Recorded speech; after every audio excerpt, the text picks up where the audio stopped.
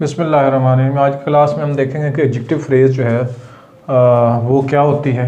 लाज़िमन ज़ाहिर बात है, इसके नाम से ज़ाहिर है कि ऐसी फ्रेज़ जो एडजेक्टिव के तौर पर एक्ट करेगी, यानी कि group of words which act as an adjective is called adjective phrase. अच्छा जी, डेफिनेशन भी आसान है, कोई दो चार एग्जांपल्स इधर दूसरे को पकड़ के दे देना, ये भी बड़ी आसान बात है। लेकिन असल काम यह है कि जब आपको मुख्तलिफ फ्रेजेस कंबाइन करके दी गई हों मुख्तलिफ सेंटेंसेस की फॉर्म में और आपसे कहा जाए कि आप पहचान के दिखाएं कि इसमें कौन सी फ्रेज़ क्या है, तो ये ज़रा मुश्किल काम होता है। इस चीज़ को हमने मास्टर करना है, इसको हम देखना है कि हम कैसे कर सकते हैं। इसका स्ट्रक्चर अगर हम देखें तो इसमें एडजेक्टिव होता है और मॉडिफायर होता है। एडजेक्टिव फ्रेज़ आधार एडजेक्टिव होगा और उसके साथ कोई मॉडिफायर होगा, आर्टिकल डिटर्मिनर के फॉर्म में हो सकता है, कुछ किसी फॉर्म में हो सकता है।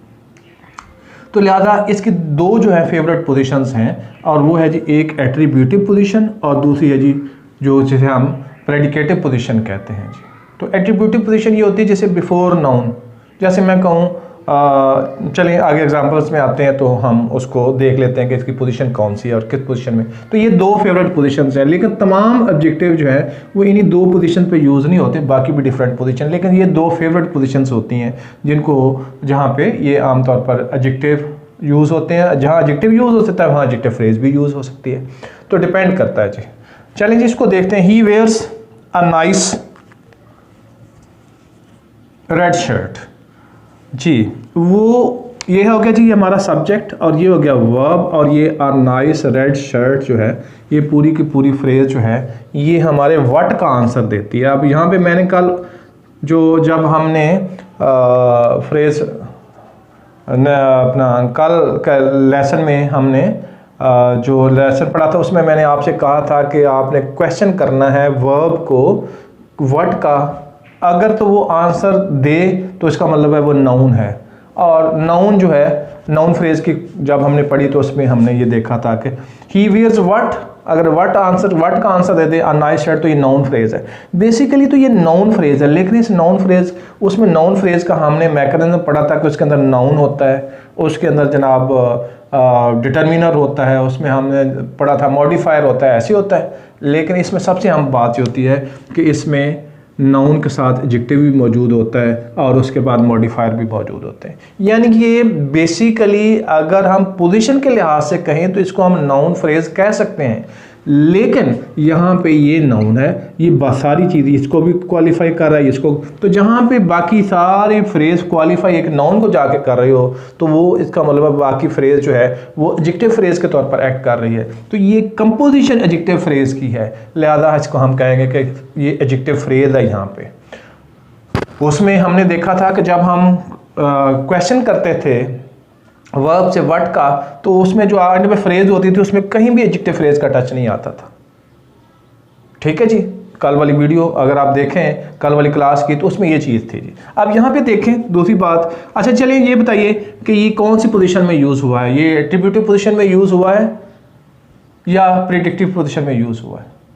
अगर इस नाउन के लिहाज से देखा जाए तो ये एट्रीब्यूटिव पोजीशन में है, लेकिन इस पूरी फ्रेज को अगर देखा जाए एडजेक्टिव फ्रेज को तो ये प्रेडिकेटिव पोजीशन में यूज़ हुआ, कि प्रेडिकेट में आके यूज़ हुआ है।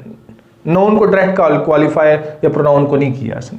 The girl with the brown hair, अब यहाँ पे देखें कि ये है जी सब्जेक्ट हमारा, और विद द ब्राउन हेयर जो है आप देखें ये गर्ल को क्वालिफाई कर रहा है। अब गर्ल को क्वालिफाई कौन सी चीज़ कर रही है, पूरी फ्रेज। जो चीज़ नाउन को क्वालिफाई करेगी उसे हम कहते हैं कि एडजेक्टिव है। ठीक है जी, तो ये पूरी की पूरी फ्रेज गर्ल को क्वालिफाई कर रही है, नाउन को क्वालिफाई कर रही है, लिहाजा इसको हम कहेंगे कि ये जनाब क्या है, ये जो एडजेक्टिव फ्रेज है। लेकिन अगर इसकी अपनी कंपोजिशन देखें, इसकी ये एडजेक्टिव फ्रेज के तौर पर एक्ट कर रही है, लेकिन ये एडजेक्टिव फ्रेज है नहीं, है प्रेपोजिशनल फ्रेज। ये प्रेपोजिशन हेड है और उसके साथ ग्रुप ऑफ वर्ड शामिल है, तो लिहाजा ऐसी फ्रेज को हम प्रेपोजिशनल फ्रेज कहते हैं। लेकिन यहाँ ये प्रेपोजिशनल फ्रेज जो है एडजेक्टिव फ्रेज का किरदार अदा कर रही है, इसलिए हम इसको कहते हैं ये एडजेक्टिव फ्रेज है। लिहाजा शक्ल से हमने सिर्फ निशानी नहीं रख लेनी कि जनाब इसकी अलामत फलाने से मिलती हुई तो आंखें बंद करके कह दिया कि ये जनाब फलां फ्रेज है। हमने देखना है कि वो फ्रेज बाज़ औक़ात जैसे यहाँ पे ये प्रेपोजिशनल फ्रेज है, लेकिन यहाँ ये एक्ट एडजेक्टिव फ्रेज के तौर पर कर रही है, रोल एडजेक्टिव फ्रेज का प्ले कर रही है, लिहाजा यहाँ एडजेक्टिव फ्रेज है जी। ठीक होगी बात जी, आगे चलते। A stitch in time, once again आप देख लें कि ये सब्जेक्ट है जो कि नाउन हो सकता है या नाउन फ्रेज हो सकती है। सब्जेक्ट और ऑब्जेक्ट के तौर पर हमने नाउन फ्रेज में पढ़ा था कि ये दो उनकी फेवरेट पोजीशंस है। और इन टाइम एक फ्रेज है जो कि सब्जेक्ट ही को क्वालिफाई कर रही है, तो लिहाजा यहाँ पे इन टाइम जो है वो एडजेक्टिव फ्रेज है। अ स्टिच इन टाइम सेव्स 9, आपने मुहावरा पढ़ा होगा, ठीक है जी। तो लेकिन कभी गौर नहीं किया होगा कि इसके अंदर एडजेक्टिव फ्रेज पाई जाती है।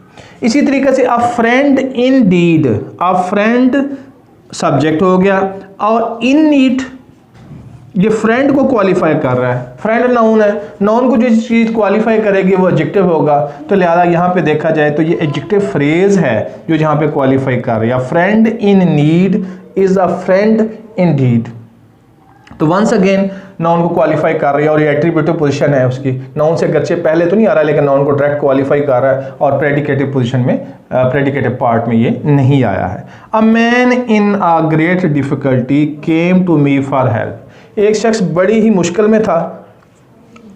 अ मैन, अब आप देखें इन अ ग्रेट डिफिकल्टी जो है ये पूरी की पूरी जो फ्रेज है ये प्रेपोजिशनल फ्रेज है। अगर देखें कि इसका हेड प्रेपोजिशन है और बाकी इसका ग्रुप ऑफ वर्ड्स है जिसमें प्रेपोजिशन और ऑब्जेक्ट ऑफ प्रेपोजिशन मौजूद हो, वो प्रेपोजिशनल फ्रेज होती है। तो यहाँ ये बेसिकली प्रेपोजिशनल फ्रेज है जो कि एक्ट कर रही है नाउन को क्वालिफाई करने के तौर पर, यानी किरदार एक एडजेक्टिव फ्रेज का अदा कर रही है, लिहाजा हम कहते हैं कि ये एडजेक्टिव फ्रेज है।